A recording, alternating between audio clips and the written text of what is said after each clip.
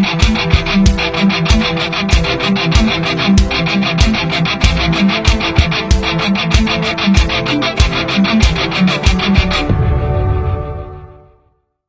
sebuah penjara di Korea, seorang tahanan terlihat sedang mengobrol dengan kepala rutan di ruangannya. Anehnya, kepala rutan itu malah bersikap segan dan menurut. Kepala rutan itu memberikan sebuah kertas yang ternyata bertuliskan nomor rekeningnya. Jelas terlihat tahanan ini ternyata adalah orang berpengaruh yang sedang menyuap agar bisa mendapat fasilitas mewah di dalam penjara. Tahanan yang bernama Dong Sub ini diduga melakukan pencucian uang. Dari sana, si tahanan dibawa ke sebuah ruangan. Di ruangan itu sudah menunggu seorang pria bernama Hari. Hari mengaku dia adalah seorang jaksa dan bertanya di mana kau sembunyikan seluruh dana hasil pencucian uang. Dong Suk bersikap arogan dan tak mau mengakuinya. Hari tak mau kalah. Dia membuang permen karetnya ke meja, mencoba mengintimidasi Dong Suk. Hari kemudian memperlihatkan sebuah kertas, terpampang foto-foto rekan Dong Suk yang sudah ditandai artinya sudah ditangkap. Hanya tinggal beberapa orang lagi dan bukti dana pencucian uang pasti akan didapatkan Hari. Dong Suk kini merasa panik dan mengancam Hari kalau dia tak akan tinggal diam. Sementara itu di sebuah tempat, orang-orang sedang sibuk menghitung uang yang luar biasa banyaknya. Itulah dana pencucian uang yang dimiliki Dong Suk. Seorang pengawas di sana menerima telepon dari Dong Suk. Dong Suk memerintahkan agar seluruh uangnya diamankan di sebuah tempat yang sudah ditentukan. Para anak buah Dong Suk pun segera mengangkut semua uang Dong Suk ke mobil untuk dipindahkan. Sementara itu, Hari baru saja berjalan keluar dari penjara dan menghubungi seseorang lewat earpiece-nya. Terlihat yang ia hubungi adalah seorang hacker. Hari menaiki mobilnya mendatangi sebuah hotel. Hari menghubungi hacker itu lagi yang bernama Byung Min. Dia bisa mengakses semua CCTV di hotel itu. Hari melewati 2 security di sana sambil berpura-pura menelpon, padahal ia memfoto wajah mereka. Foto itu pun dikirim pada Byung Min untuk mengakses data pribadi mereka. Seorang dari mereka ternyata istrinya akan melahirkan. Byung Min pun mengakses nomor HP security itu dan mengirim pesan kalau air ketuban istrinya pecah. Jelas dia panik dan tiba-tiba meninggalkan penjagaannya. Disitulah Hari muncul memakai rompi yang sama dan berkata kalau dia adalah seorang polisi. Hari berkata, ada hal mencurigakan di lantai paling atas di hotel ini dan para polisi akan datang menggerebek. Si security yang masih muda ini jadi panik. Sepertinya dia tahu kalau di lantai atas memang sering dipakai untuk hal ilegal. Hari pun berkata, kalau kau tak mau ikut terlibat, sebaiknya kau pergi saja dari sini. Tanpa berpikir lama, ia pun terhasut omongan Hari dan berlari kabur. Hari pun kini bisa bebas pergi ke lantai atas tanpa penjagaan. Sementara itu di luar, para anak buah Dong Suk baru saja sampai di hotel dan berjalan menuju lantai atas. Ketika mereka sampai, ternyata sudah ada Hari yang sedang mengambil gepokan uang milik Dong Suk dari brankas. Mereka pun bingung siapa orang ini. Namun dengan santai, Hari hanya menyuruh mereka diam. Lalu dari pintu, muncullah seorang pria tinggi besar berotot bernama Jin Wung. Dia adalah rekan Hari yang bertugas untuk membereskan situasi dengan kekuatannya. Maka terjadilah pertarungan antara Jin Wung dengan para anak buah Dong Suk. Kekuatannya luar biasa hingga dia bisa mengalahkan mereka semua. Sementara di parkiran, beberapa orang datang dan langsung mencoba masuk ke lantai atas juga. Mereka dari kejaksaan. Di lantai atas mereka kaget karena para anak buah Dong Suk sudah dikalahkan semua, entah oleh siapa. Kembali pada Hari dan Jin Wung, mereka kini membawa semua uang dan mereka masukkan ke dalam mobil lalu kabur. Sayangnya mereka ketahuan oleh pihak kejaksaan dan polisi, lalu terjadilah aksi kejar-kejaran. Hari dan yang lainnya kewalahan ketika dikejar. Namun tiba-tiba muncullah seorang wanita menaiki motor. Ia langsung melesat dan mengganggu pengejaran yang terjadi. Di sebuah perempatan, dia bermanuver tajam membuat mobil polisi berhenti. Itu membuat Hari bisa melesat kabur. Beberapa waktu kemudian, di luar penjara, terlihat Dong Suk baru keluar dari penjara karena masa tahanannya habis. Dia merasa aman dan bisa kembali berbisnis pencucian uang. Namun tiba-tiba pihak kejaksaan muncul. Seorang jaksa bernama Jaksa Jang tiba-tiba menunjukkan sebuah mobil berisi gepokan uang yang ternyata milik Dong Suk. Total semua uang yang ada sebesar 20 juta dolar kini disita oleh pihak kejaksaan. Dong Suk memang sudah bebas, namun ia langsung jatuh miskin karena semua uangnya berhasil disita. Ternyata itu semua adalah berkat Hari dan ketiga rekannya. Mereka menamai tim mereka The Player. 1 bulan sebelumnya, ketika Jaksa Jang baru mengenal mereka, Jaksa Jang penasaran siapa keempat orang tersebut. Orang pertama bernama Jin Wung, seorang petarung bayaran yang sering disewa untuk mengalahkan para gangster. Tak peduli siapa lawannya, selama ia dibayar, Jin Wung akan menghadapinya. Orang kedua adalah Byung Min, salah seorang hacker tingkat dunia. Dia sudah menjuarai berbagai kejuaraan anti retas internasional. Orang ketiga bernama Hari. Namun untuk Hari, anehnya tak ada data identitas apapun tentang dirinya. Sementara itu di sebuah rumah, Hari dan kedua rekannya sedang membahas target untuk mereka eksekusi. Target mereka kali ini adalah seorang konglomerat bernama Bos Yung. Bos Yung sedang menjadi tersangka kasus suap dan uang yang dicurigai sebagai dana suap itu akan mereka curi. Jumlahnya sebesar 8 juta dolar. Mereka sengaja mencuri uang dana suap, karena jika berhasil tercuri pun Bos Yung tak akan melaporkannya pada polisi. Namun mereka butuh satu anggota lagi yang bisa mengemudikan mobil dengan cara ekstrim. Sementara itu di jalan raya, seorang wanita terlihat sedang latihan mengemudi. Cara mengemudinya yang masih sangat pemula membuat pengendara lain kesal, hingga ada satu mobil yang marah dan memaki-maki. Wanita yang bernama Aryung ini menjadi kesal. Tiba-tiba ia tancap gas dan cara mengemudinya tiba-tiba membuat semua orang terkejut. Dia mengejar mobil yang tadi memarahinya, menyusulnya dan menghadangnya dengan manuver ekstrim. Setelah itu Aryung pergi ke kafe untuk membeli minuman. Ketika berjalan, ia melihat sebuah mobil mewah, mobil impiannya. Ia pun diam-diam mengagumi mobil itu dan masuk ke dalamnya. Tiba-tiba si pemilik mobil datang, membuat Aryung terkejut. Ternyata dia adalah Hari. Hari sengaja memancing Aryung dengan mobil mewah untuk mengajaknya berbicara. Hari dan Aryung pun mengobrol. Hari mengajaknya bergabung dengan timnya karena dia membutuhkan seorang pengemudi handal yang bisa mengendarai mobil dengan skill tinggi, dan Hari merasa Aryung lah orangnya. Aryung pun diajak ke markas Hari menemui dua rekannya yang lain. Mereka pun berkenalan dan mulai mengobrol tentang target mereka, yaitu Bos Yung. Sementara itu beralih di sebuah persidangan, anak dari Bos Yung bernama Songgu menjadi tersangka kasus pelecehan pada seorang wanita. Seorang saksi, teman dari korban, berkata dia adalah teman sekamar korban. Suatu malam dia melihat korban tak sadarkan diri. Ternyata dia minum racun hingga korban tewas. Tapi saksi itu berkata korban minum racun karena cintanya tak diterima oleh Songgu. Jaksa Jang yang menjadi pembela korban tak terima dengan kesaksian tersebut.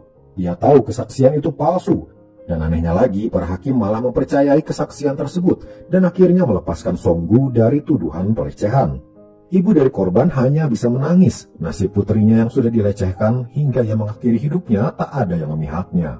Jaksa Jang meminta ibu itu untuk banding, namun ibunya sudah menyerah. Ia tahu Songgu adalah anak konglomerat dan para hakim sudah disuap agar memenangkan Songgu. Kembali ke markas Hari, mereka sedang menyusun rencana bagaimana caranya mengambil uang dari Bos Yung. Mereka berencana untuk menargetkan anaknya dulu, yaitu Songgu yang baru dilepas dari tuduhan pelecehan. Beralih pada Songgu, ia sedang masuk di sebuah restoran. Tak sengaja ia menabrak seorang pelayan wanita. Ia pun meminta maaf. Tapi tatapan Songgu pada wanita itu sangat mencurigakan. Bahkan diam-diam dia memfoto wanita tersebut. Adegan pun langsung berpindah ketika Songgu berada di apartemennya. Tak disangka, wanita pelayan tadi sedang dalam keadaan terikat dan tubuhnya luka-luka. Rupanya Songgu kembali melakukan pelecehan pada korbannya yang lain. Si wanita hanya bisa meronta-ronta sambil menangis.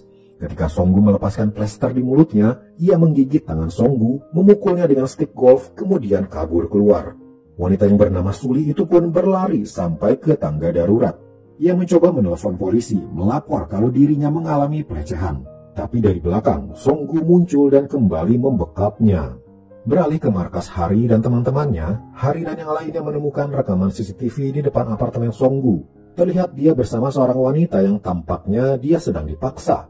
Mereka pun menelusuri siapa wanita itu yang bernama Suli. Setelah itu mereka pergi menemui seorang ibu yang ternyata ibu dari Suli. Ibunya tak banyak bercerita dan menunjukkan sesuatu yang membuat syok. Terlihat Suli kini terbaring di rumah sakit dengan luka serius. Ibunya berkata, "Di suatu malam, anakku tiba-tiba ditabrak oleh seseorang, tapi pelakunya kabur." Beralih pada Songgu, dia terlihat sedang menelpon seseorang. Mereka berbicara tentang Suli agar ia ditabrak saja, tapi sepertinya Suli tidak mati. Ternyata Suli sengaja diserahkan pada seorang bawahannya untuk dibunuh dengan cara ditabrak. Di luar rumah sakit, Hari dan dua rekannya langsung menyelidiki siapa bawahan Songgu yang menabrak Suli. Saat mengeceknya, Byung Min mendapat sebuah link website. Dan ketika dibuka, ternyata isinya adalah Songgu yang sengaja merekam para wanita korban-korbannya sedang dilecehkan. Video itu kemudian dijual. Yang makin parah adalah para korban pelecehan ini kemudian dihabisi agar mereka tak melapor. Namun laptop Byung-min tiba-tiba memberi sinyal warning. Lokasinya ternyata ketahuan. Tak lama muncul beberapa mobil ke arah mereka. Mereka ternyata adalah anak buah Songgu. Hari dan yang lainnya tak cukup waktu untuk kabur. Kaca mobilnya langsung dipecahkan. Lalu terjadilah perkelahian mereka bertiga melawan para anak buah Songgu. Sayangnya mereka kalah jumlah. Ketika Hari dan teman-temannya kewalahan, untungnya muncul Aryung. Hari dan yang lain langsung melompat masuk ke mobil, kemudian mereka melesat kabur. Untungnya mereka bisa lepas dari kejaran anak buah Songgu. Mereka pun kini melanjutkan mencari bawahan Songgu yang menabrak si wanita. Di sebuah jalanan kota, seorang pria sedang berjalan bersama seorang wanita. Tiba-tiba muncul Jin Woong dan Hari menghadangnya. Ternyata dialah bawahan Songgu yang menabrak si wanita. Ia pun langsung dihajar oleh Jin Woong. Setelah itu ia dibawa ke sebuah jalanan sepi. Jalanan itulah tempat dia menabrak si wanita. Si pria itu kini diikat dan diplester seluruh tubuhnya, tak bisa kabur. Hari menyuruh si pria untuk menceritakan semua tentang Songgu, tapi si pria menolak. Dengan tenang, Hari menyuruh Jin Woong yang ada di mobil untuk segera menyalakan mobilnya. Jin Woong mulai menjalankan mobilnya bermaksud menabrak pria itu. Pria itu ketakutan dan akhirnya berkata ia akan menceritakan semuanya. Setelah itu, Hari membawa si pria ke dalam bagasi mobilnya. Tapi Jin Woong menemukan ponsel di kantongnya dan melihat isi pesannya tentang si wanita korban pelecehan akan dibunuh di rumah sakit. Tanpa buang waktu, Hari pun segera melesat ke rumah sakit untuk menyelamatkan Suli. Untungnya Byung-min dan Aryung juga ikut membantu. Di rumah sakit, terlihat seorang dokter yang disuap oleh Songgu sudah menyiapkan suntikan untuk membunuh. Tapi ketika dokter itu mendatangi kamarnya, ternyata Suli sudah dibawa oleh Hari dan teman-temannya. Ia dibawa ke sebuah klinik. Kebetulan Hari mengenal seorang dokter di sana dan Suli bisa dirawat dengan tenang. Pagi harinya, Suli siuman. Dengan isak tangis, Suli menceritakan semua yang terjadi. Ia juga berkata, ketika pelecehan terjadi, ia sempat merekam suara dengan HP-nya. HP itu tetap ia pegang bahkan ketika tabrakan terjadi. Dari sana, Hari dan teman-temannya mengambil kesimpulan kalau HP-nya ada di pihak polisi. Tapi mereka ragu kalau HP itu akan menjadi barang bukti. Bisa saja dimusnahkan oleh oknum polisi yang sudah disuap oleh Songgu. Maka misi mereka sekarang adalah mengambil kembali HP milik Suli. Mereka mengecek siapa polisi yang menangani kasus ini. Setelah itu mereka pun menyusun rencana. Keesokan harinya mereka pun mendatangi kantor polisi. Di ruangannya terlihat polisi yang menangani kasus Suli sedang mengobrol dengan anak buahnya. Tiba-tiba dia ditelepon, diberitahu kalau mobilnya yang ada di parkiran tergores. Ia pun segera keluar ruangan. Ketika berjalan, tak sengaja ia menabrak wanita yang ternyata itu Aryung. Aryung ternyata mengambil ID card polisi tadi. Sementara itu, Jin Woong terlihat menyamar menjadi kurir makanan. Ia berkata pada para polisi di sana ada kiriman makanan dari atasan mereka. Mereka pun langsung senang dan segera menyantap makanan tersebut. Lalu Jin Woong diam-diam menuju laptop yang di dalamnya berisi file-file kasus terkini.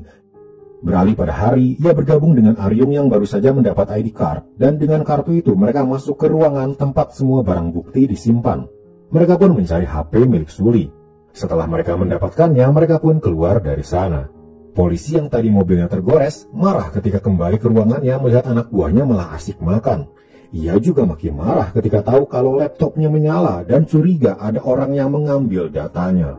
Mereka segera keluar dan mencari siapa pelakunya. Lalu muncul sebuah mobil melaju kencang. Di dalamnya ada Hari dan teman-temannya. Para polisi pun segera mengejar mereka.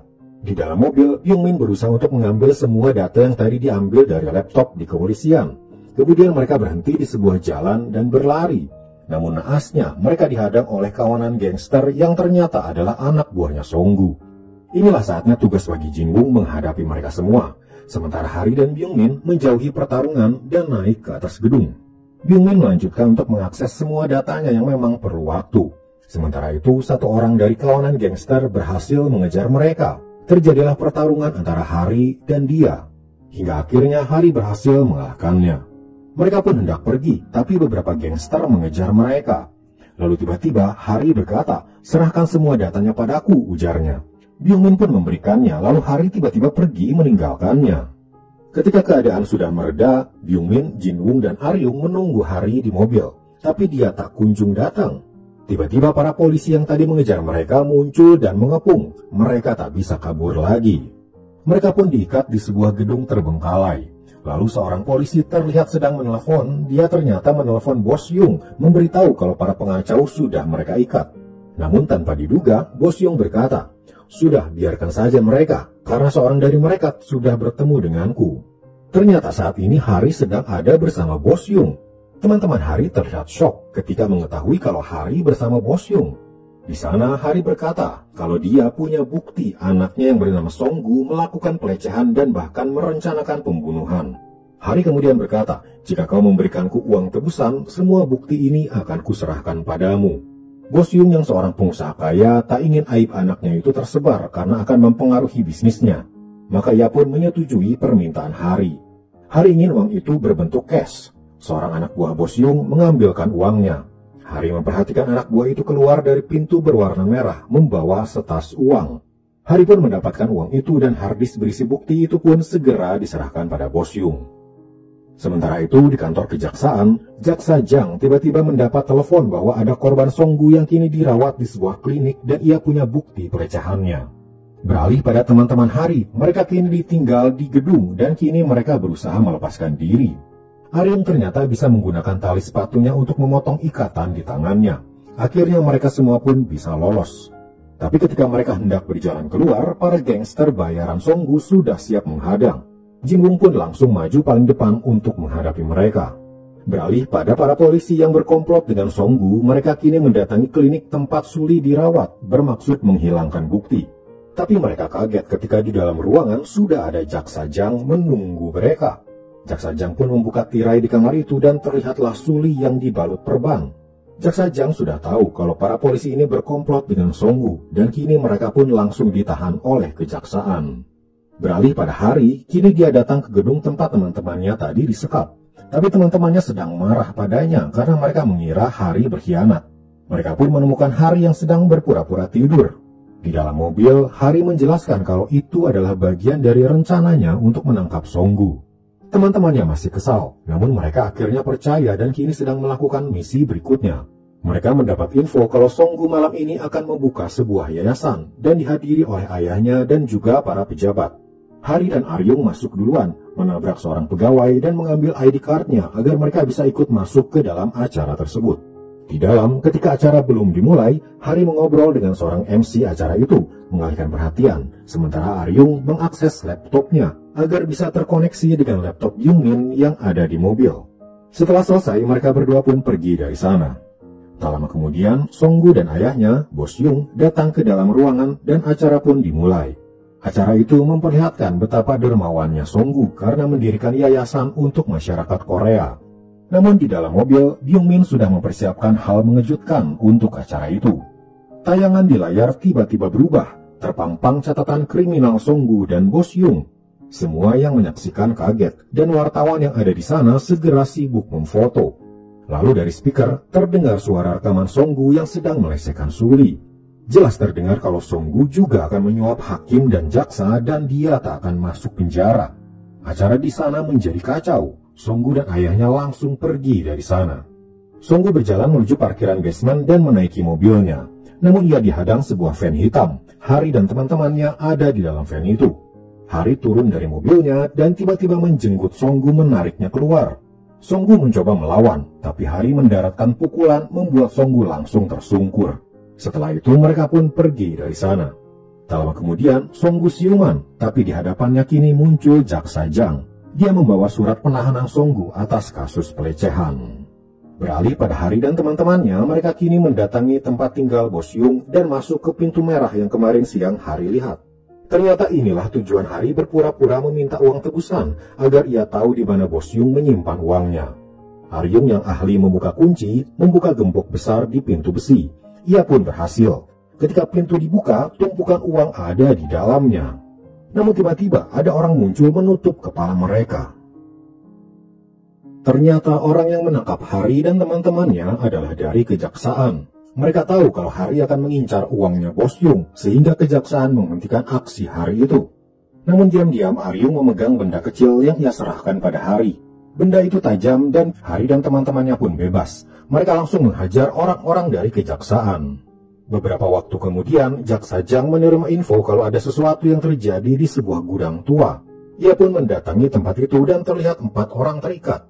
Ketika penutup kepala dibuka, mereka semua dari kejaksaan. Hari dan yang lainnya berhasil kabur dan sengaja mengikat balik mereka. Kekesalan Jaksa Jang tak hanya sampai di situ. Ketika ia menghadap atasannya berkata kalau kasus Songgu akan dihentikan karena tak ada cukup bukti.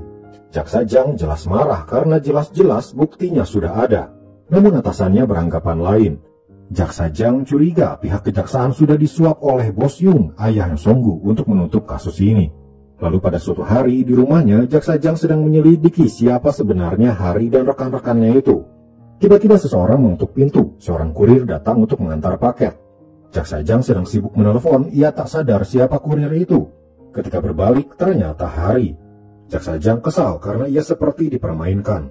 Namun Hari bersikap santai. Hari berkata, "Aku sudah tahu tentang penghapusan kasus Songgu. Aku menawarkan kerjasama," ujar Hari. "Aku akan menangkap siapapun kriminal yang kau cari, tapi sebagai imbalannya, uang mereka akan menjadi milik kami." Jaksa Jang hanya tertawa sinis mendengar penawaran Hari itu. Ia pun menyuruh Hari keluar dari rumahnya. Sebelum keluar, Hari berkata, "Kau tahu kenapa kau sulit menangkap penjahat? Karena penjahat tak punya etika ketika merampas uang dari rakyat kecil, sementara kalian para penegak hukum terpaku pada etika yang menyedihkan." Jaksa Jang marah. "Apa aku harus seperti mereka dan melanggar hukum?" teriaknya. Hari ingin berdebat dengan Jaksa Jang, tapi ia hentikan di tengah pembicaraannya.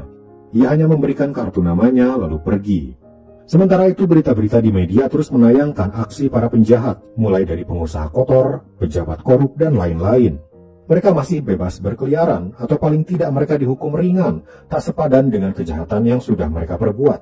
Hal itu membuat Jaksa Jang kembali memikirkan pembicaraannya dengan Hari waktu itu. Sementara itu di markasnya, Hari sedang menonton berita tentang seorang pengusaha yang diduga terlibat kasus suap. Tiba-tiba kasusnya dihentikan dan dia dibebaskan. Ironisnya yang memutuskan bahwa pengusaha tersebut tak bersalah adalah atasan Jaksa Jang sendiri. Sementara si pengusaha yang bernama Presdirna terlihat sudah bebas dari penjara dan tanpa rasa bersalah ia kembali menjalani hidupnya. Di kantor kejaksaan, terlihat Jaksa Jang bertemu dengan atasannya dan bertanya kenapa kasus Presdirna ditutup. Lagi-lagi atasannya berkilah kalau tak ada cukup bukti, makanya dia dibebaskan. Atasannya menantang Jaksa Jang, "Kalau kau ingin kasusnya dilanjutkan, bawalah bukti kuat padaku." Kemudian Jaksa Jang terlihat menelpon seseorang. Ternyata yang ditelepon adalah Hari. Jaksa Jang berkata, "Aku berubah pikiran. Sekarang aku menyetujui kerjasama kita," ujarnya. Setelah menunggu beberapa waktu, Jaksa Jang pun datang ke markas Hari. Teman-temannya belum diberitahu akan hal ini, jadi jelas mereka kaget dan takut jangan-jangan mereka akan ditangkap. Hari pun menjelaskan apa yang terjadi kalau sekarang Jaksa Jang ada di pihak kita. Mulai sekarang Jaksa Jang akan memilihkan target untuk kita tangkap, lalu uangnya akan kita ambil. Jaksa Jang menjelaskan, target kita saat ini bernama Presdirna, seorang pengusaha kaya yang lepas dari kasus suap karena dianggap kurang bukti. Tugas kalian adalah mendapatkan bukti agar dia bisa dijebloskan ke penjara. Bawakan bukti padaku, lalu kalian boleh mengambil semua uang Presdirna. Aku akan tutup mata. Terang saja itu membuat Hari dan teman-temannya bersemangat. Mereka pun mulai mencari info tentang Presdirna ini. Dia adalah pemilik sebuah perusahaan. Tapi selain itu, diam-diam dia juga adalah pemilik dari sebuah arena pertarungan semacam MMA, tapi ilegal. Di sana menjadi ajang taruhan dan perputaran uang di sana juga besar, membuat Presdirna mendapat banyak uang dari bisnis ilegalnya itu. Hari kini punya ide untuk memasukkan seorang dari mereka masuk menjadi petarung di sana. Siapa lagi kalau bukan Jin Wung yang akan menjadi petarungnya. Keesokan harinya misi pun dimulai. Hari memulainya dengan mendekati seorang rekan bisnis Presdirna. Dia adalah seorang agen yang biasa menyalurkan para petarung pada Presdirna. Untuk mendekati wanita ini, Hari menggunakan Byung Min untuk mencari info di sosial medianya agar obrolannya nyambung sehingga Hari bisa dipercaya. Hari berkata kalau dirinya juga seorang agen juga sambil memberikan kartu nama yang sengaja ia buat sebelumnya. Misi itu pun membuahkan hasil. Hari kini sudah akrab dengan wanita tersebut, sampai-sampai Hari diundang untuk acara yang akan dihadiri oleh Presdirna juga. Di sana Hari pun bertemu dengan Presdirna. Dari caranya mengobrol, Hari langsung tahu kalau orang ini adalah orang yang arogan dan suka merendahkan orang lain. Setelah dari sana, Presdirna dan wanita rekannya itu mengobrol tentang bisnis arena pertarungannya. Presdirna sedang butuh petarung baru. Wanita itu berkata, "Sekarang aku tak punya petarung baru. Tapi kau bisa bertanya pada temanku tadi. Kebetulan dia juga seorang agen penyalur petarung." Presdirna pun kini bertemu dengan Hari di sebuah atap gedung. Di sana sudah ada dua petarung, salah satunya Jin Wung. Presdirna berkata, "Aku hanya butuh satu petarung saja. Begini saja, tunjukkan kemampuan kalian, siapa yang menang, dia yang akan kubawa." Jin Wung sebenarnya tak ingin bertarung karena petarung satunya adalah temannya juga. Tapi demi sebuah misi, akhirnya mereka terpaksa bertarung juga. Terlihat jelas Jin Wung lebih kuat, membuat lawannya itu akhirnya tersungkur kesakitan. Presdirna melihatnya dengan wajah senang, akhirnya dia punya petarung kuat yang akan membuatnya untung besar. Pada suatu malam dimulailah pertarungan di arena milik Presdirna, di mana Jin Wung akan menjadi petarungnya. Ia pun kini mulai memasuki arena dan bertarung dengan lawannya. Sementara itu, Hari dan Aryung punya misi untuk mulai melacak di mana keberadaan uang taruhan yang disimpan Presdirna. Mereka berdua menyamar menjadi pegawai di sana dengan memakai seragam. Setelah mengendap-endap di sekeliling gedung, akhirnya mereka menemukan sebuah ruangan tempat keluar masuknya para pegawai membawa tas-tas besar. Ternyata tas itu berisi uang dan memang benar di ruangan itulah disimpan semua uang hasil taruhan. Mereka berdua pun bersembunyi di balik lemari, menunggu keadaan aman untuk membawa semua uang itu pergi. Beralih pada Jin Wung yang sedang bertarung, ia terlihat dicurangi oleh lawannya. Selangkangannya ditendang dan matanya dicakar, padahal itu pelanggaran. Tapi Jin Wung belum menyerah. Ia berhasil bangkit dan kembali melawan lawannya itu. Hingga akhirnya sebuah tendangan Jin Wung berhasil membuat lawannya roboh dan kalah. Namun tiba-tiba alarm berbunyi membuat seisi arena jadi ricuh. Ternyata ada polisi datang menggerebek tempat itu. Namun anehnya tak terlihat Presdirna di sana. Sepertinya dia sudah kabur duluan. Para pegawai di sana segera mengangkut uang yang ada di ruangan memindahkannya ke tempat aman. Hari dan Aryung hanya bisa menunggu keadaan sepi baru mereka bisa keluar. Setelah dirasa aman, mereka berdua pun berpura-pura membantu pegawai lainnya memasukkan uang ke dalam mobil. Lalu ketika ada kesempatan, mereka bawa kabur mobil yang berisi uang tersebut. Sementara itu, Jin Wung kini sudah berada di mobil bersama Byung Min. Tiba-tiba ia ditelepon oleh keponakannya. Keponakannya berkata ayahnya habis dipukuli oleh orang-orang jahat dan sedang ada di rumah sakit. Jin Wung pun langsung panik dan berkata ia harus pergi sekarang meninggalkan Byung Min sendirian. Jin Wung pun sampai di rumah sakit dan bertanya pada keponakannya apa yang terjadi. Ia bercerita ayahnya tadi dipukuli oleh para gangster, dan ternyata gangster itu adalah suruhan Presdirna. Beberapa hari lalu, saudara Jin Wung itu pernah berdemo karena perusahaan Presdirna akan menggusur tempat kerjanya. Namun demo itu berakhir ricuh karena Presdirna membayar gangster untuk menghabisi orang yang berdemo. Beralih lagi pada Hari, ia terlihat menunggu Byung Min dan Jin Wung. Byung Min terlihat senang melihat gepukan uang di mobil yang Hari bawa. Tapi Hari berkata, "Coba lihat nomor serinya." Ternyata itu semua adalah uang palsu karena nomor serinya sama. Ternyata ketika polisi menggerebek arena tadi, Presdirna sengaja membuat kamuflase, membuat seolah-olah tumpukan uang di ruangan adalah uang asli, agar polisi bisa mengejar uang itu. Padahal uangnya sebenarnya ada di tempat lain. Tapi Hari dan teman-temannya tidak menyerah. Mereka pun menyusun rencana lagi, bagaimana caranya mendapatkan lokasi tempat uang Presdirna disembunyikan. Mereka memutuskan untuk mendatangi langsung kantor Presdirna dan mengambil data di laptopnya. Untungnya hari itu Presdirna belum datang. Byung Min bertugas untuk menghack komputer sekretarisnya Presdirna terlebih dulu. Sekretaris itu jadi panik dan takut disalahkan. Lalu Hari dan Aryung pun berpura-pura menjadi teknisi komputer datang ke sana untuk memperbaiki. Sekretarisnya yang tak tahu apa-apa tentang komputer percaya saja pada Hari. Hari berkata, jika komputer ini terhubung dengan komputer Presdirna, maka komputernya harus dicek juga. Maka Hari dan Aryung masuk ke ruangannya Presdirna dan mulai mengambil semua data yang ada di dalamnya.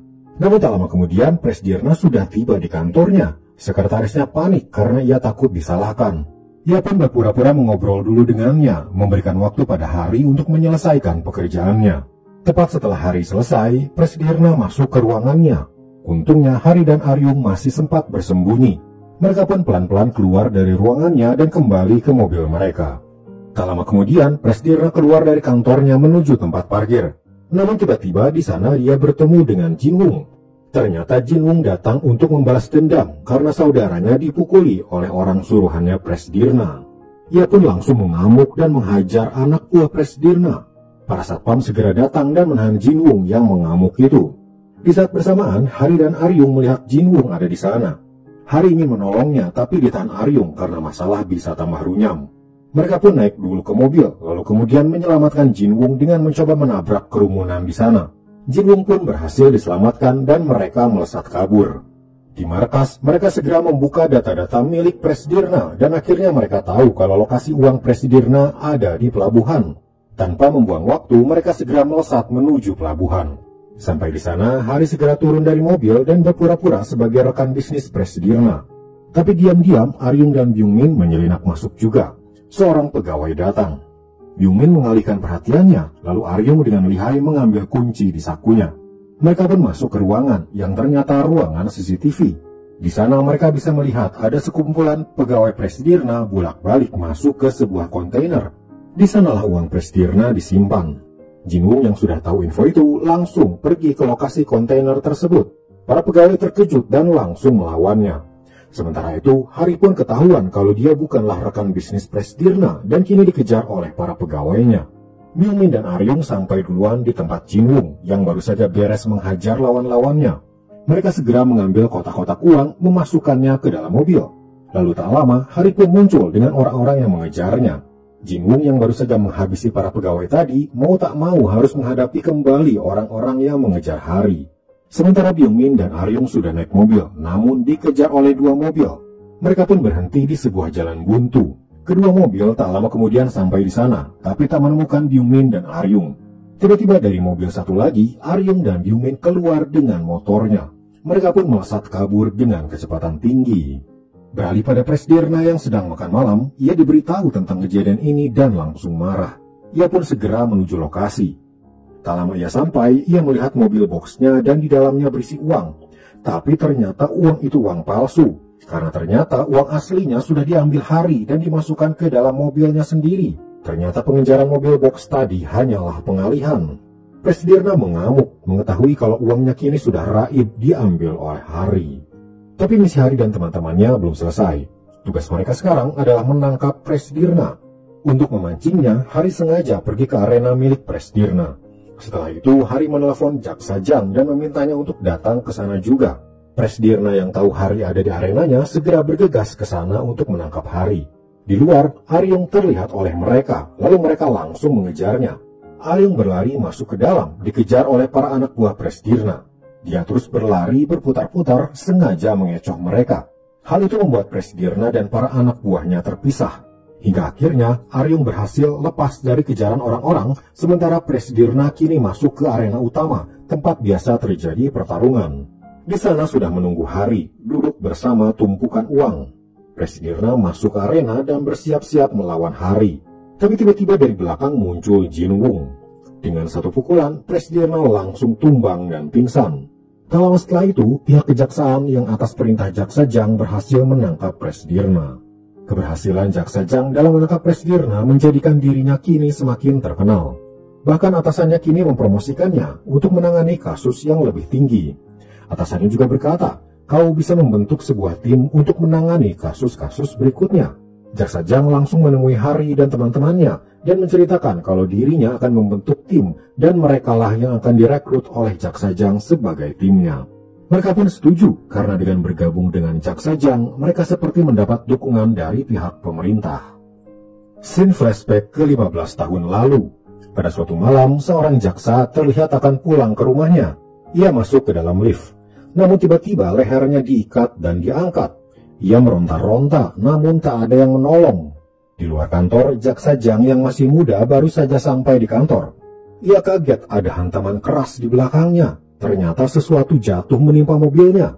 Yang membuatnya ngeri adalah karena sesuatu itu adalah manusia. Dia adalah teman Jaksa Jang. Dia langsung panik dan berteriak meminta pertolongan. Namun jaksa itu sudah tak bernyawa. Berita pun langsung gempar. Jaksa yang tewas itu bernama Jaksa Hyun-gi, dan dia adalah jaksa yang terkenal anti korupsi dan anti suap. Namun anehnya, tiba-tiba Jaksa Hyun-gi sendiri diberitakan terlibat kasus suap, dan kematiannya malam itu adalah karena ia mengakhiri hidupnya sendiri. Kembali ke masa sekarang, di Korea sedang terjadi pemilihan presiden yang sebentar lagi akan digelar. Salah satu capres terlihat sedang memberikan pidato yang berapi-api, berkata kalau dia akan mensejahterakan rakyat Korea jika dia terpilih menjadi presiden. Lalu pada suatu malam, capres yang bernama Pak Kim ini meminta asistennya untuk datang ke apartemennya untuk membawakan sebuah dokumen.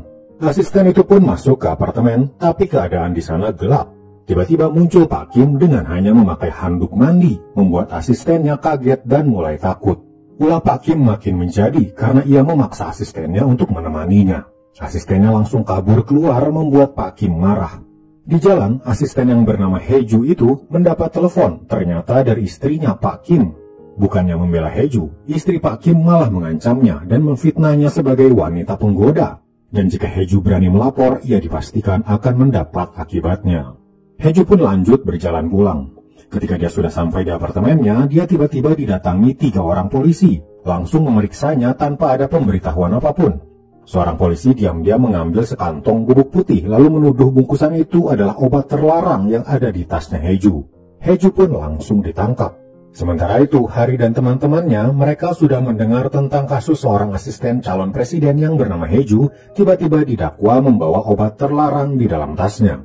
Hal ini sangat mencurigakan, karena menurut riwayat hidupnya, Heju punya sakit jantung, tak mungkin dia mengonsumsi obat terlarang. Mereka pun mendatangi persidangan Heju untuk melihat perkembangan kasus itu. Heju dibantu oleh seorang pengacara. Sebelumnya, pengacara itu bertemu dengan Ibu Heju yang meminta bantuan agar putrinya itu dibela, karena Ibu Heju yakin anaknya tak bersalah. Pengacara yang bernama pengacara Jin ini pun bersedia melakukannya. Tak hanya sampai di situ, Hari pun sampai mendatangi Heju yang ditahan di penjara. Heju menceritakan yang sebenarnya, bahwa ia sebenarnya dilecehkan oleh Pak Kim, lalu istrinya Pak Kim menelepon mengancamnya. Kemudian beberapa polisi mendatanginya dan memfitnahnya membawa obat terlarang. Ternyata tak hanya Pak Kim yang menghalalkan segala cara untuk nanti memenangi pemilu, tapi istrinya pun membantu suaminya itu mendapatkan posisi presiden, dan tak keberatan jika harus mengotori tangannya sendiri. Lalu suatu hari, Hari dan teman-temannya mendapat info kalau capres Pak Kim ternyata mendapat modal uang untuk pemilu dari seorang berinisial Mr. X. Uang itu dikirim oleh seorang pria yang ketika dicek CCTV ternyata dia juga pernah ada hubungannya dengan kasus pencucian uang di kasus sebelumnya yang pernah Hari tangani. Mereka pun segera melacak pria itu. Byung-min berhasil menghack HP si pria dan ia langsung melacak keberadaannya. Lokasinya pun ditemukan. Hari dan teman-temannya langsung menuju tempat itu. Sementara itu, si pria terlihat sedang menelepon di telepon umum, tapi tiba-tiba muncul sekelompok gangster langsung meringkusnya. Kemudian ketika Hari dan yang lain sudah tiba di lokasi, mereka tak bisa menemukan pria itu. Aryung yang pertama melihat ada yang mencurigakan di telepon umum, bercak darah yang masih segar. Datang juga seorang warga di situ. Dia tadi menelpon polisi karena ada seorang pria tiba-tiba dipukuli dan dibawa paksa oleh segerombolan orang berpakaian hitam. Hari pun segera pergi untuk mencari si pria tersebut. Sementara itu, di sebuah gedung kosong, pria itu dibawa pada seseorang. Ternyata dia dibawa pada istri Pak Kim. Si pria ternyata berniat untuk berkhianat pada Pak Kim dan yang bertugas membereskannya adalah istrinya. Pria ini pun kini dibekap lalu disuntik sesuatu. Seketika kesadarannya menghilang, lalu hanya dalam hitungan menit, nyawanya melayang. Asisten istri Pak Kim melihat ini dengan ekspresi ngeri. Dan yang lebih mengejutkan, ternyata istri Pak Kim tiba-tiba berkata, ada satu lagi pengkhianat di antara kita. Ia mengecek satu persatu anak buahnya, lalu ketika di depan asistennya, ia memperlihatkan seseorang. Ternyata dia pengacara Jin. Pengacara Jin ternyata satu komplotan dengan Pak Kim. Ia berpura-pura menjadi pengacara untuk membantu para korban Pak Kim. Tapi data dari para korban malah dilaporkan balik pada Pak Kim dan istrinya, agar Pak Kim bisa memanipulasi kalau dirinya tak bersalah. Dan sialnya, beberapa hari kemarin, asisten dari istri Pak Kim ini mendatangi pengacara Jin, meminta bantuan atas kelakuan istri Pak Kim yang sering melakukan kejahatan demi menutupi kasus-kasus suaminya itu. Asisten itu kini dibekap lagi dan disuntik juga. Tak lama kemudian, Hari dan teman-temannya sampai di gedung yang sama. Mereka hendak masuk ke gedung, tapi tiba-tiba sesuatu jatuh menimpa mobil. Asisten itu jatuh dari ketinggian. Dia segera dibawa ke rumah sakit. Di rumah sakit, semua orang menunggu. Hari pergi keluar untuk menelepon seseorang, yaitu teman dokternya bernama Yoni. Hari ingin Yoni membantunya saat itu juga, tapi jangan sampai orang lain tahu. Setelah itu, Hari pun menghubungi Jaksa Jang karena dia punya bukti untuk menangkap istri dari Pak Kim. Jaksa Jang dan para anak buahnya pun segera pergi dari sana. Istri Pak Kim terlihat arogan dan merasa tak tahu apa-apa. Tapi Pak Jang memperlihatkan sesuatu, yaitu asistennya yang waktu itu disuntik dan terjatuh menimpa mobil. Ternyata dia masih hidup. Istri Pak Kim kaget dan dia sudah tak bisa berkutik lagi. Ia pun langsung ditangkap saat itu juga. Ternyata waktu itu Hari menelpon Yoni adalah mereka diam-diam menyembunyikan asisten itu di kliniknya Yoni, lalu membuat berita seolah-olah dia sudah mati. Asisten yang ternyata masih hidup itu adalah bukti tak terbantahkan, sekaligus menjadi saksi kalau istri Pak Kim mencoba membunuhnya. Berita ditangkapnya istri Pak Kim pun segera tersiar. Pengacara Jin juga ditangkap karena terbukti berkomplot dengan istri Pak Kim. Lalu di sebuah mobil, terlihat seseorang sedang menelpon pengacara Jin yang sudah dipenjara. Sosok inilah yang dijuluki Mr. X, yang ternyata dalang dibalik semua kejahatan yang dilakukan Pak Kim, istrinya, dan pengacara Jin. Lalu pada suatu hari, Hari mendapat telepon dari Yoni, temannya yang seorang dokter. Hari diminta datang ke rumahnya. Sampai di sana, Yoni terlihat melamun tanpa ekspresi. Ia berkata, sepertinya ayahku datang ke rumahku ketika aku tak ada. Ia mengambil sesuatu yang sudah kusimpan selama 15 tahun, yaitu sebuah kunci. Dulu ayahku menitipkan kunci itu padaku dan kini ia mengambilnya. Kunci untuk apa itu? Tanya Hari. Tapi akhirnya Hari juga paham, itu adalah kunci sebuah berangkas berisi uang. Ternyata Yoni adalah anak dari Won Gi, seorang pengusaha yang membuat seorang jaksa tewas dari ketinggian. Kejadian itu yang terjadi 15 tahun lalu. Dan jaksa itu bernama Hyun Gi, rekan Jaksa Jang dulu. Yoni meminta agar Hari menemukan ayahnya itu karena sudah 15 tahun dia menghilang dan kini tiba-tiba ia muncul lagi. Setelah itu, Hari kembali ke markasnya dan membicarakan hal ini pada teman-temannya. Ia juga mengajak Jaksa Jang untuk menangani kasus ini karena ini ada hubungannya dengan kasus kematian Jaksa Yoongi, teman Jaksa Jang 15 tahun lalu. Target mereka bernama Won Gi, seorang pengusaha yang 15 tahun lalu terlibat kasus penipuan saham. Dia diduga menipu sebuah perusahaan agar mendapat investasi 180 juta dolar. Tapi tiba-tiba perusahaan itu bangkrut. Uang 180 juta dolar itu tiba-tiba lenyap begitu saja. Won Gi mendapat komisi 5 juta dolar dari hasil menipunya, setelah itu ia kabur. Kaburnya dia diduga dibantu oleh seorang jaksa bernama Jaksa Hyun Gi, teman Jaksa Jang. Hyun Gi lalu tewas setelah dia membantu Won Gi. Jaksa Jang tiba-tiba marah. Ia berkata, berita Jaksa Hyun Gi membantu Won Gi adalah fitnah, dan kematiannya dibunuh oleh seseorang. Beralih di sebuah ruangan, terlihat Mr. X memerintahkan anak buahnya menemui seseorang di penjara. Yang dia temui adalah Dong Sup, yang di awal film terlibat kasus pencucian uang. Ternyata Dong Sup adalah bawahannya Mr. X, dan dia ingin Dong Sup melakukan sesuatu untuknya. Pengaruh Mr. X sangat kuat, karena kini Dong Sup bisa bebas dalam waktu singkat berkat bantuannya. Kembali pada Hari dan teman-temannya, kini mereka mencari jejak Won Gi dengan cara melihat rekaman CCTV beberapa hari lalu ketika dia masuk ke rumahnya Yoni. Dungmin juga menghack komputer di sana, apakah ada pesan dari Won Gi yang bisa ia lacak. Sementara Aryung memeriksa di sekitar jalanan. Ia melihat beberapa mobil di sana dan memeriksa kamera dashboardnya. Akhirnya dia menemukan rekaman ketika Won Gi melewati jalan itu. Hari dan Jin Woo memeriksa CCTV di toko-toko, meminta izin untuk melihat rekaman apakah Won Gi pernah melintas di depan tokonya. Semua usaha mereka membuahkan hasil. Mereka kini punya info di mana kira-kira lokasi Won Gi berada. Hari pun menginfokan hal ini pada Jaksa Jang. Setelah itu mereka segera bergerak menuju lokasi yang dimaksud.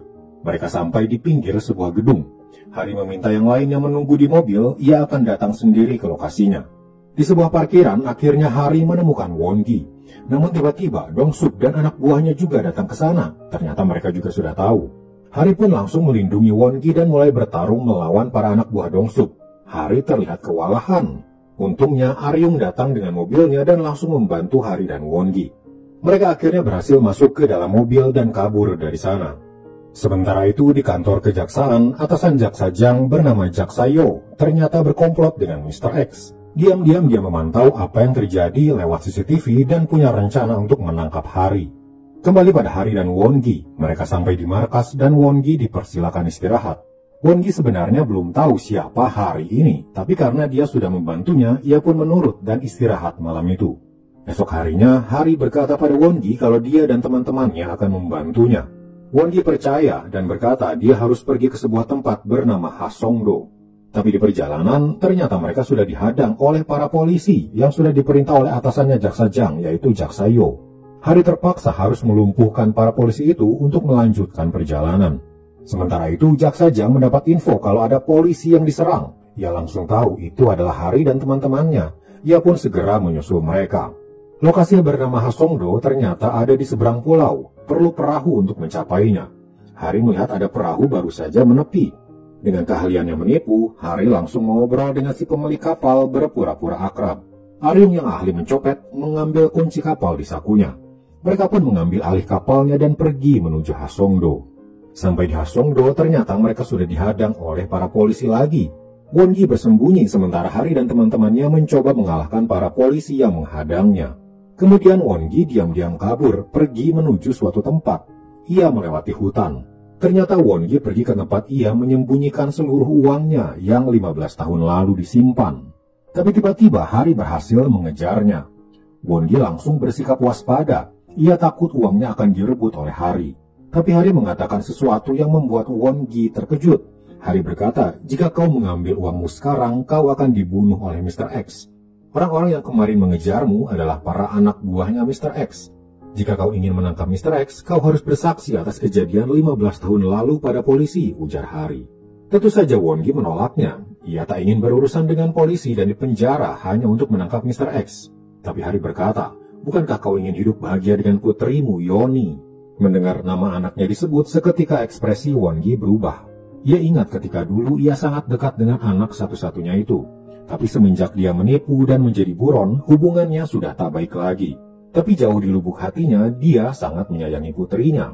Kau tahu, ujar Hari lagi, selama 15 tahun kau menghilang, Yoni selalu menunggu ayahnya kembali. Ia dicap sebagai anak penipu, tapi ia hadapi itu semua. Seumur hidupnya, Yoni masih menantimu.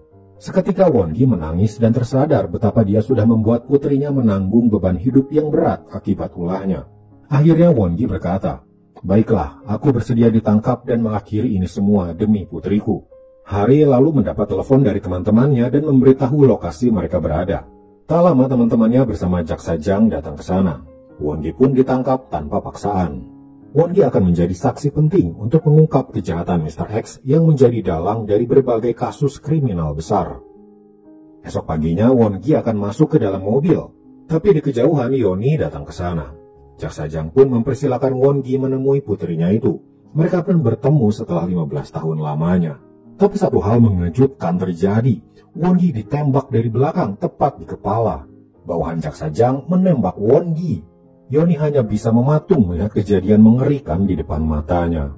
Bawahan Jaksa Jang segera ditangkap dan diinterogasi. Jaksa Jang masuk ke ruangan. Bawahannya itu langsung meminta maaf. Ia sendiri sebenarnya tak ingin melakukannya. Ternyata sebelumnya dia diancam. Istri dan anaknya yang masih bayi disekap oleh Mr. X. Terpaksa dia harus membunuh Won-gi untuk menyelamatkan istri dan anaknya itu. Dia sangat menyesal dan hanya bisa menangisi apa yang telah diperbuatnya. Sementara itu di rumahnya, Yoni hanya diam termenung, seolah dia tak tahu harus melakukan apa. Hari datang ke sana untuk menemaninya. Ketika mengobrol, akhirnya tangis Yoni pecah mengingat ayahnya kembali. Beralih ke markas, Byung-min terlihat sedang melihat info tentang Won-gi. Lalu tak sengaja dia juga melihat profil Jaksa Hyun-gi yang tewas 15 tahun lalu. Tiba-tiba raut wajahnya berubah. Lalu ketika Hari datang dan menyapanya, Byung-min seperti ketakutan dan menutup laptopnya. Hari sempat curiga, namun dia segera mengalihkan pembicaraan ke hal lain. Kini mereka berdiskusi berencana untuk menangkap Mr. X, dalang dari semua rentetan kasus ini. Byung-min langsung bergerak untuk melakukan sesuatu yang penting. Dia tahu kalau salah satu anak buah Mr. X adalah Dong-sup. Ternyata Byung-min dulunya adalah salah satu pegawai Dong-sup sebelum dia bergabung bersama Hari.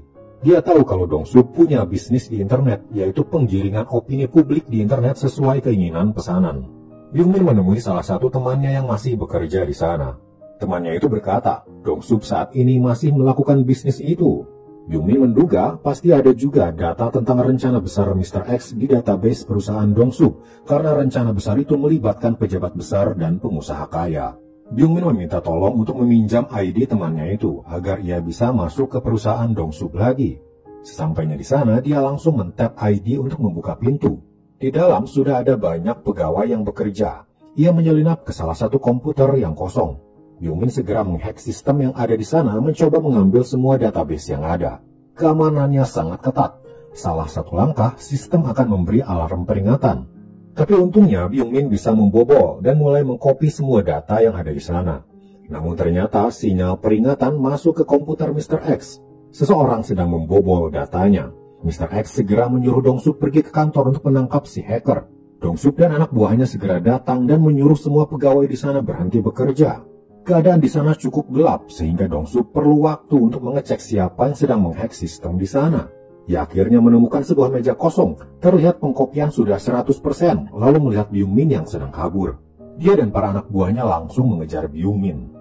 Di luar, di balik semak-semak, Byung-min segera mengirimkan database tadi ke email Hari, lalu meninggalkan tabnya di situ. Sementara dia kembali berlari. Tapi Byung-min berhasil ditangkap. Dong-suk bertanya, di mana file yang barusan kau ambil?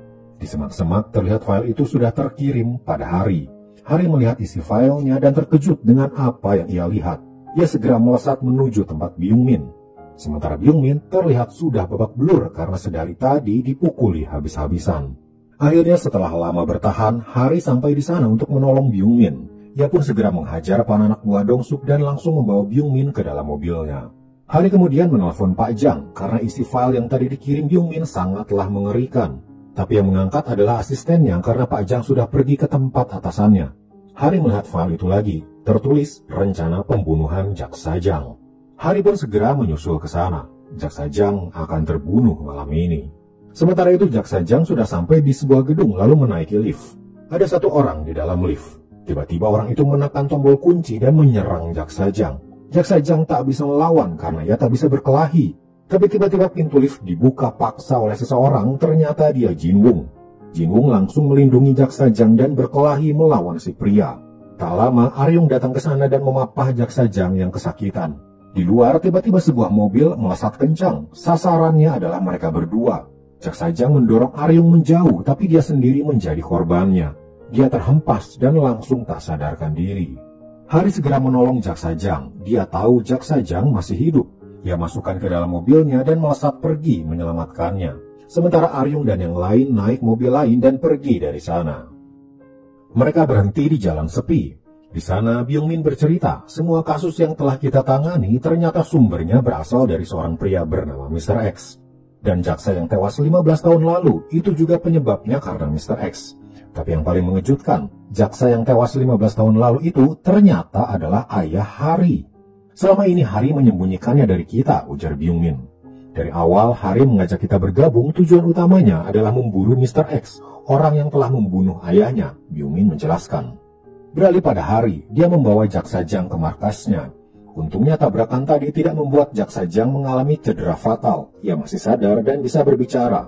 Hari memberikan file yang tadi Byung-min dapatkan dan menyerahkannya pada Jaksa Jang. Di sana tertulis detail bahwa Jaksa Jang akan terbunuh dan tertulis juga bahwa Jaksa Yo, atasan Jaksa Jang, adalah bawahan dari Mr. X juga. Keesokan harinya, Jaksa Yo menggelar konferensi pers, berkata kalau Jaksa Jang terbukti terlibat kasus suap dan buktinya ada di dalam rumahnya. Tentu saja ini adalah rekayasa yang dibuat Mr. X. Setelah itu Jaksa Yo melacak keberadaan Jaksa Jang agar bisa segera ia tangkap. Ia melacak ponsel Jaksa Jang dan mendapatkan lokasinya. Ia dan para anak buahnya pun segera datang ke lokasi tersebut. Tapi tanpa ia tahu ternyata ponsel itu sengaja dibawa oleh Hari dan ditempatkan di sebuah gudang kosong untuk mengecoh Jaksa Yo. Ketika para anak buah Jaksa Yo berpencar, Hari langsung datang dan mengancam Jaksa Yo. Ia terkejut karena tak menyangka dirinya akan dijebak. Beralih pada teman-teman Hari, di markas mereka terkejut ketika melihat kalau 3 di antara mereka jadi tersangka kasus suap karena membantu Jaksa Jang. Hanya Aryung yang tidak menjadi tersangka. Mereka pun kini harus melakukan sesuatu, yaitu pergi ke tempat Hari berada. Kembali pada Hari, Jaksa Yo kini dibawa ke sebuah tempat sepi di pinggir danau. Di sana Hari bertanya, kenapa kau mau menjadi kaki tangannya Mr. X? Jaksa Yo akhirnya mengaku kalau dia diancam juga oleh Mr. X. Hari kemudian memperlihatkan alat perekam. Semua pengakuan Jaksa Yo tadi sudah direkam dan menjadi bukti kalau dia terlibat kejahatan. Hari pun kemudian pergi dari sana meninggalkan Jaksa Yo sendirian. Tapi ternyata Jaksa Yo masih menemui Mr. X. Di sana Mr. X meminta untuk segera membunuh Jaksa Jang dan mengumumkannya kepada masyarakat.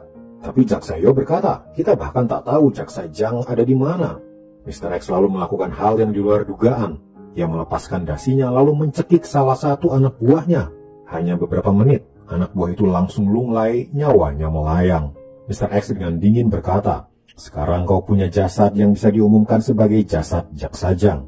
Namun anak buah yang lainnya mendatanginya dan memperlihatkan sebuah video. Mr. X kaget dirinya ada di situ, kejadian barusan terekam. Ternyata di baju Jaksa Yo sudah tertempel kamera kecil. Ketika di pinggir danau waktu itu, Hari diam-diam menempelkannya di jas Jaksa Yo. Ponselnya berdering, suara Hari terdengar. Ia berkata, aku telah merekam bukti barusan. Jika kau tak mau video ini bocor, datanglah temui aku. Malam harinya di sebuah atap gedung, Mr. X datang sendirian. Dari belakang, Hari muncul langsung menodongkan pistolnya. Hari sudah tak tahan lagi ingin membunuh Mr. X karena dialah dalang terbunuhnya ayahnya 15 tahun lalu.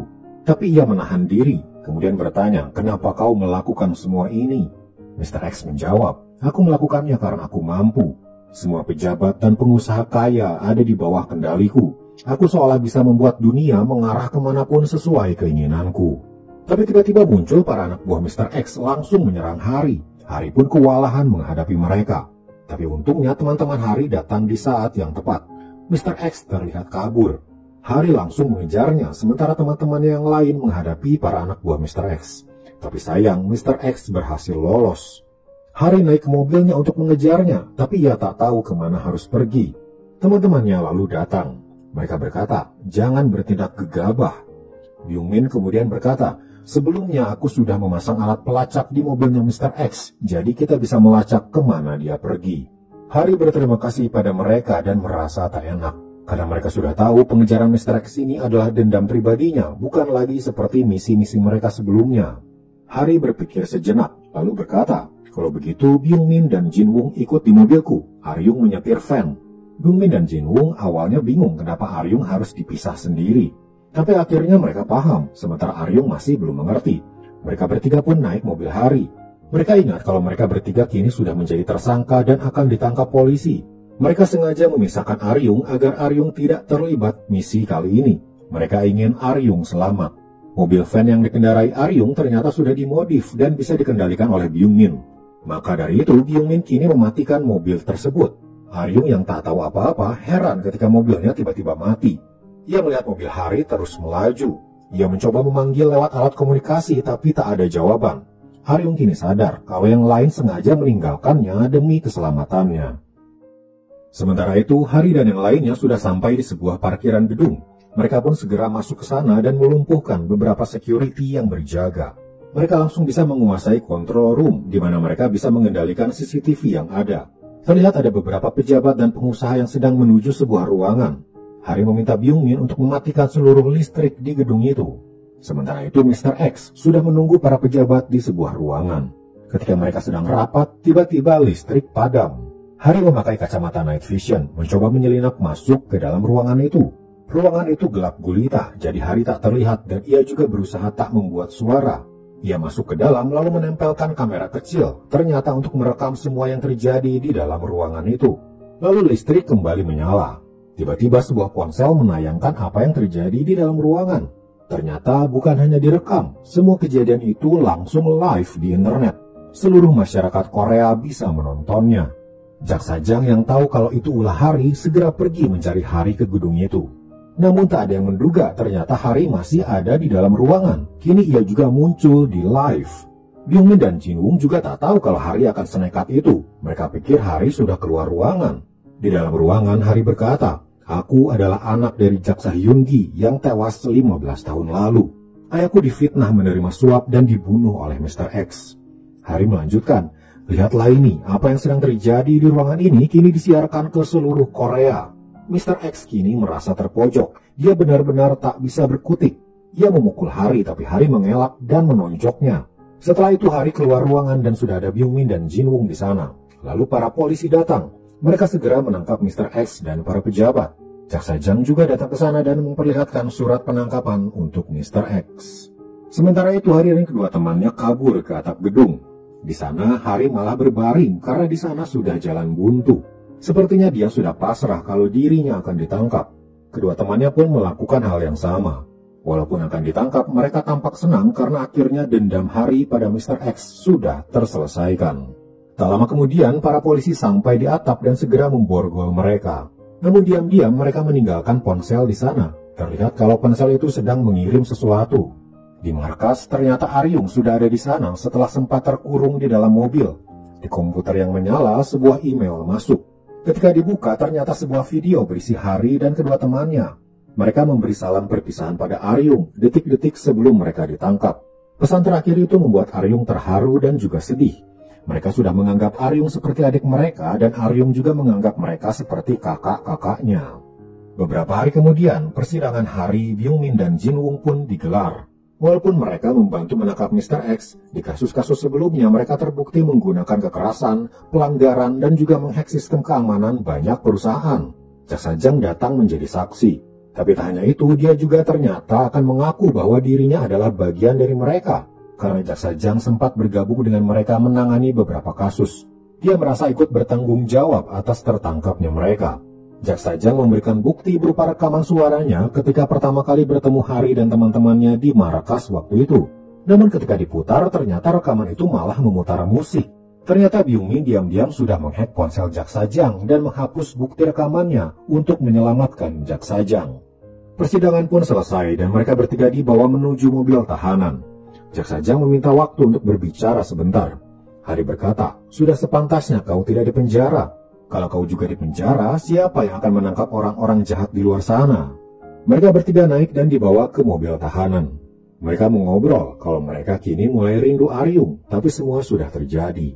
Tapi tiba-tiba suara Aryung terdengar di dalam mobil.